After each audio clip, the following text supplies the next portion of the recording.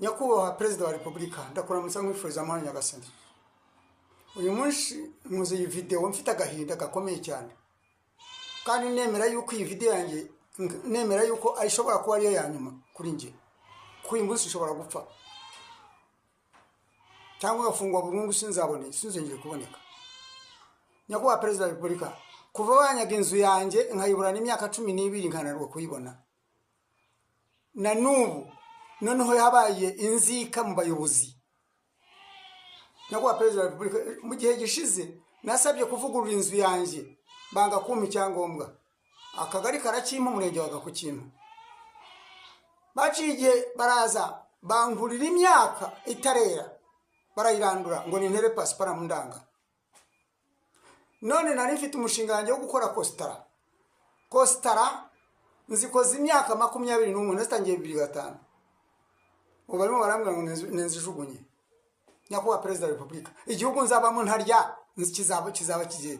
Bayobozi b'u Rwanda mwese, reka mvuge mbe nka Rwigema, nanjye mbi gitambo cy'iki gihugu. Ndi mu gihugu munda hano, ndi hano Rugarama, umurenge wa Rugarama, akarere ka Gatsibo, akagari ka Gihuta. Niho ndi muzabaza umuntu witwa Abdul Kudusi. Ni abantu bari hano muri iki gihe, kuki abantu batotezwa bagatotezwa nta cyaha bafite. Nyakubahwa perezida wa repubulika, ndagusabye niyo mu Rwanda nashoboye kuba mu munyimure muri iki gihugu, nje mu kindi gihugu, nje mu yindi si, mva ngaha kuko ndumva naremerewe. Igihugu nzabamo ntarya, igihugu nzabamo ntahinga. Noneho n'isambu nari mfite bayihinduye imiturire, ngo ni imiturire cyese n'inyigurisha nkarya amafaranga yayo sizagihingamo. Ubu koko munumva bizamera biti? Nyakubahwa perezida wa repubulika, nubwo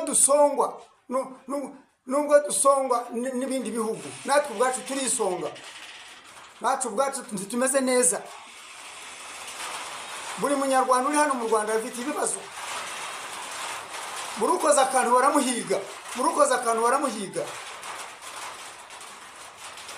Nyakubahwa perezida wa repubulika, imirimo nakoreye FPR kuva intambara yije mu gihugu kugeza na n'ubu, ibindi byo nishyurwa. Nyakubahwa perezida wa repubulika, namwe bayobozi mwese ndabaha video, iyi video ngiye kuyohereza mu gihugu cyose, nishyire ku Instagram, kuri Twitter, hose mwirebe. Kuki bantoteza umuntu umwe mu gihugu, kuki mbiri n'ikindi kibazo? Nibanda sisa ahubwo mveho aho kugira ngo mbura amahoro. Murakoze nyakubahwa perezida wa repubulika. Sinzi yuko ntabwo kugeraho, ariko abandi rabageraho, n'abandi banje ngiye ndayibohereza, ninapfa bazayikubwira. Amahoro yanjye agasana abandi nawe.